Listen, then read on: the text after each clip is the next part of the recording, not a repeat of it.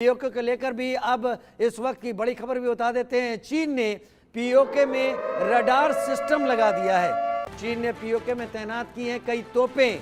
पाकिस्तान की मदद कर रहा है चीन और चीन की यह शातिराना चाल है।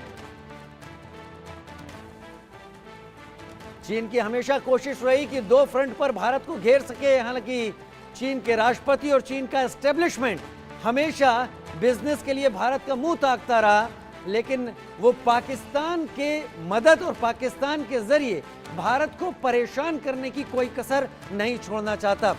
चीन के मसले पर भी संजीव जी आपसे जवाब चाहेंगे। पहला तो ये, क्या चीन चाहता है कि पाकिस्तान के जरिए भारत सीमा के मुद्दे, आतंकवाद इसमें उलझा रहे और चीन जो कर रहा है वो करता रहे, लिहाजा चीन इस तरीके से पाकिस्तान की मदद कर रहा है?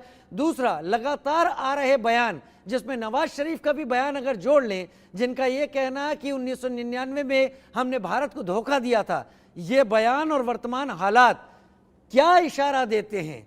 किस तरह की ये हलचल है? क्या एंटीसिपेट किया जा रहा है पाकिस्तान और चीन में?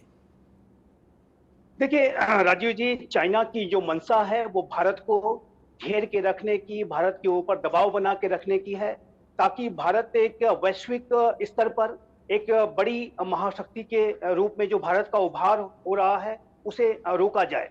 और चाइना भारत के छोटे पड़ोसी राष्ट्रों के माध्यम से और पाकिस्तान जैसा जो राष्ट्र जो कि लगातार वो अपने आप को चाइना को गिरवी रखता जा रहा है, उसकी टेरिटरी का इस्तेमाल करते हुए चाइना भारत पे भारी दबाव बनाना चाहता है। चाइना ने अपने जो औपनिवेशिक उसका बेल्ट एंड रोड इनिशिएटिव के तहत चाइना पाकिस्तान इकोनॉमिक कॉरिडोर का जो प्रोजेक्ट है उसको पीओके से उसको कर दिया है, ताकि पीओके में भी चाइना अपनी प्रेजेंस को बना सके और उस माध्यम से भारत को वो घेर पाए। और जाहिर है कि भारत इसका घोर विरोध करता है।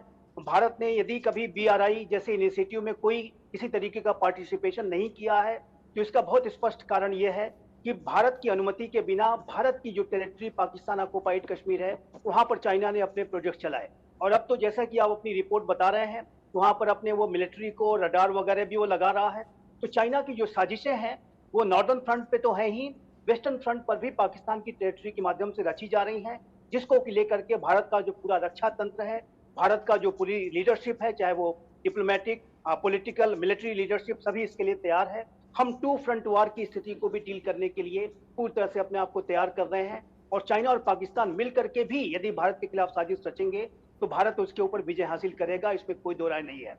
जहां तक जी जी जी बोले, जहां तक आपने